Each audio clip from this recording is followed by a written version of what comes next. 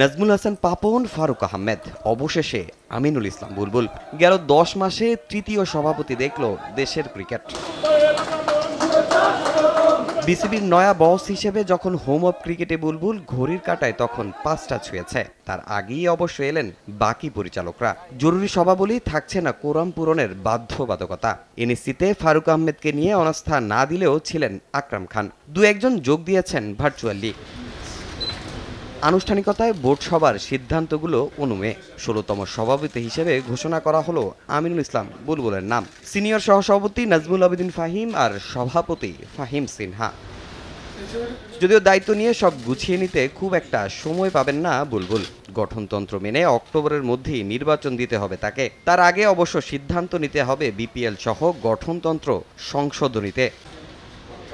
কদিন ধরেই চলছিল গুঞ্জন ফারুক আহমেদকে সরিয়ে বিসিবির নতুন সভাপতি হিসেবে দায়িত্ব নিচ্ছেন আমিনুল ইসলাম। তবে এর প্রক্রিয়া নিয়ে ছিল ধোঁয়াশা।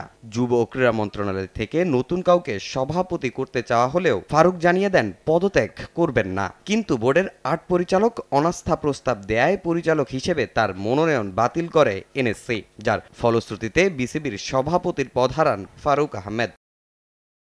এরপর আমিনুল ইসলাম বুলবুলকে কাউন্সিলর ও বিসিবি পরিচালক মনোনীত করে প্রজ্ঞাপন দেয় ক্রীড়া পরিষদ। বোর্ড পরিচালকদের ভোটাভুটির ভিত্তিতে এরই মধ্যেই সভাপতি হিসেবে দায়িত্ব গ্রহণ করেছেন বুলবুল। তামিম হোসেন, সময় সংবাদ।